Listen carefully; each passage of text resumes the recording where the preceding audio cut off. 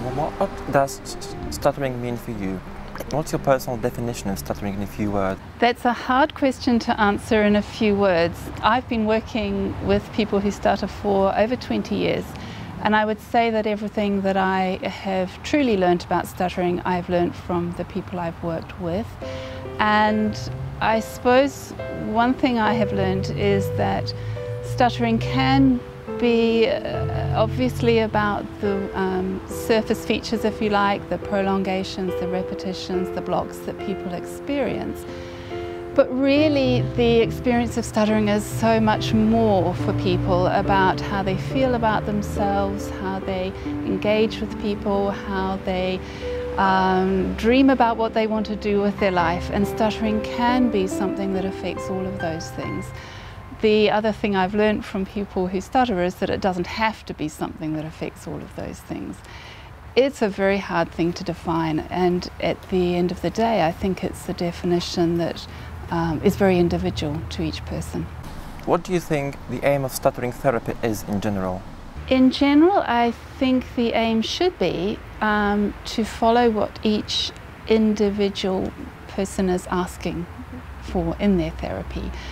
And so that might be about learning some ways to manage moments of stammering or stuttering differently. But it might not be about that at all. It might be more about how to not mind so much about stuttering, how to be more confident and being open about being someone who stutters and doing the things that are important in life, whether or not stuttering is a part of the day. And so the aim of therapy should be, in my view, to meet each person's personal aims so that we get it right for the individual. It has to be tailor-made to each individual person. A person who stutters is not just stuttering. So I would rather define the person who stutters involving stuttering, but also other behaviors that a person uses to cope with the stuttering, and affective behaviors, you know, the negative emotional reaction, the anxiety, the fear, the worry, and then the cognitive component, the way the person thinks about his or her speech, the belief, the communication attitude. So I would, again, try and broaden it so as not only to talk about stuttering.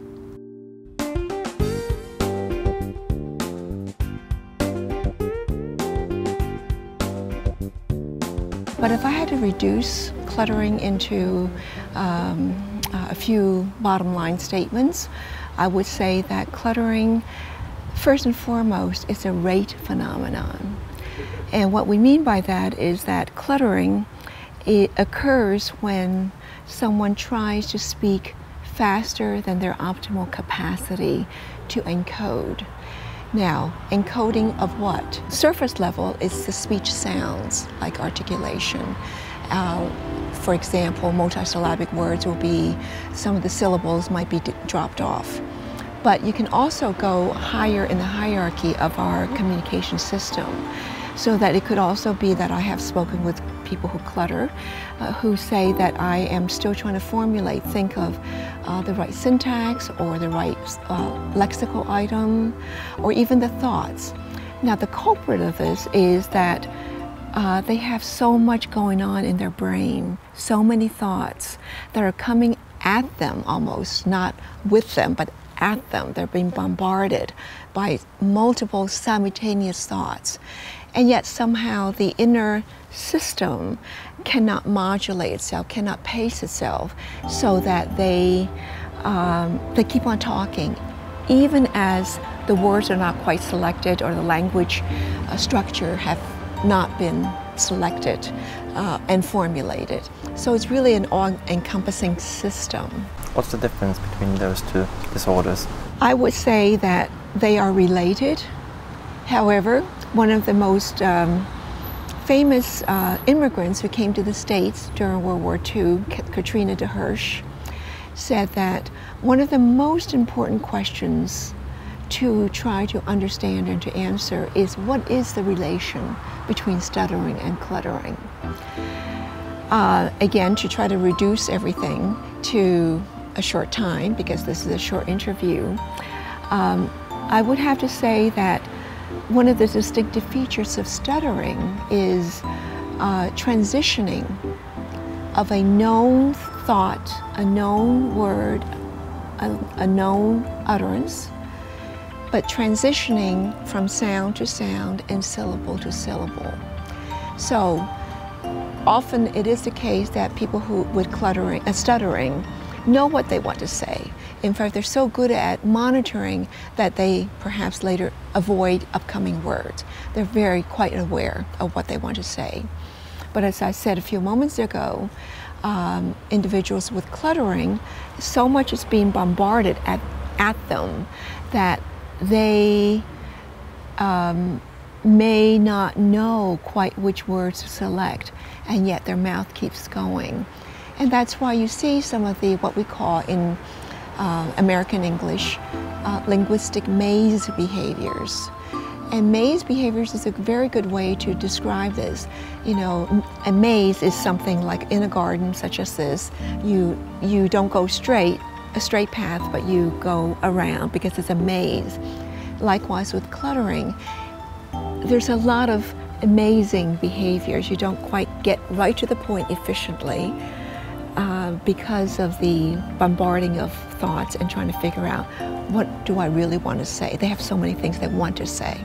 What's interesting that Peter Kisargilis at the first International Cluttering Conference in Bulgaria got up and told all the professionals who were in the room that he believes that cluttering is negatively stigmatized more than stuttering, because everybody knows what stuttering is, and when people have a severe case of cluttering, very often such people are perceived as people with mental disorder, and they're as negatively stigmatized as people with mental disorders, which is probably the highest negatively stigmatized group. So it was an eye-opener for many of us. And by working with people with stuttering and cluttering, and I see that people suffer from negative attitudes socially, professionally, academically, vocationally. I have clients who cannot be promoted at work, who cannot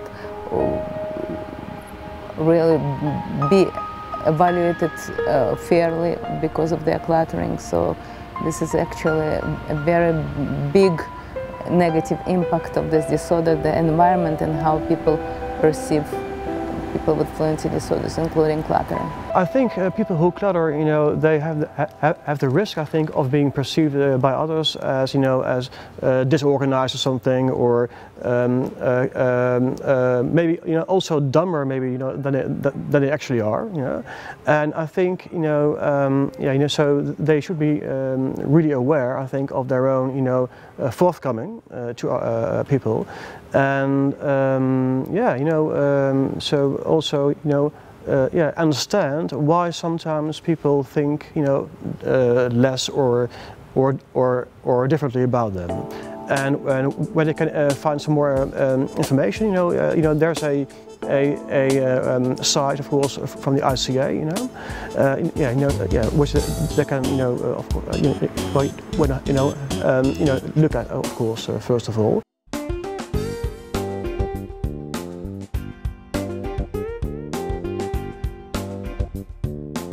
Unfortunately, there are people who stutter, that simply hate therapists. It usually comes because of frustration of therapists that didn't succeed. When I was a kid and the adolescent, I did a lot of therapies. I would say I did all the therapies that exist at that time, and maybe still are existing. Looking at all those therapies, I would say they help a lot to help me to cope with the problem that stuttering creates. But the expectation that time was that I'm going to the therapy to stop to stutter. But what to do? I'm still stuttering. I think that the therapist must make some agreement with the person who stutters. The target of the therapy is to be a better person, to learn how to cope with the problems that stuttering creates, and not to seek the state of non-stuttering, because usually that not happens. I think speech-language pathologists need to be aware of the scientific information, the current scientific information, so that they can advise people who stutter, or in the case of children who stutter, their parents, in an appropriate way. And just to name one element, the fact that stuttering is for a good portion genetically determined, I think it is important that clinicians are aware of that, so that when they do an assessment on a child who stutters, they can give that information to parents, because parents often don't know that.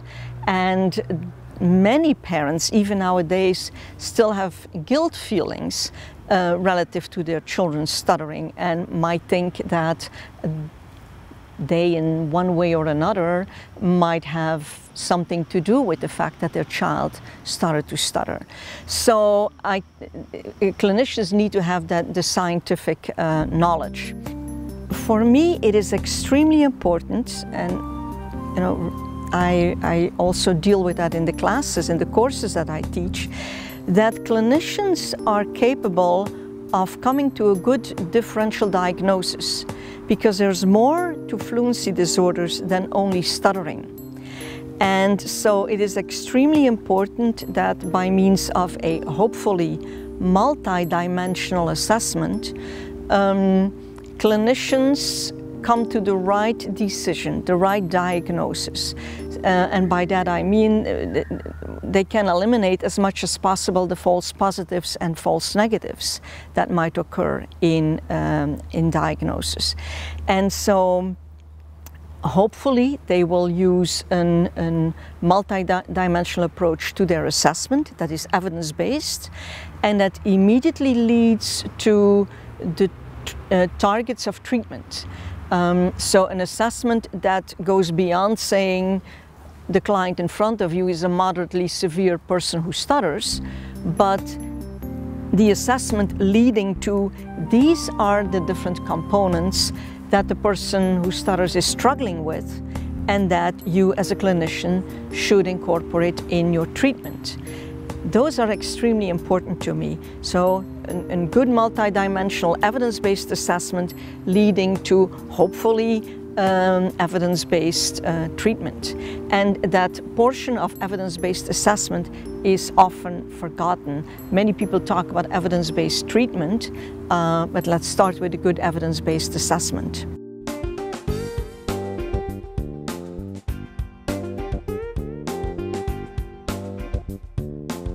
The aim of cluttering and stuttering therapy, it's the goal for our work as clinicians in speech pathology, right, is to educate our clients about their disorder and to help them to reduce the negative impact that those disorders are causing for them, to improve their quality of life, improve their communication skills, and to address every single goal individually to each client, because people are different, so we have to really try to tailor to each individual client.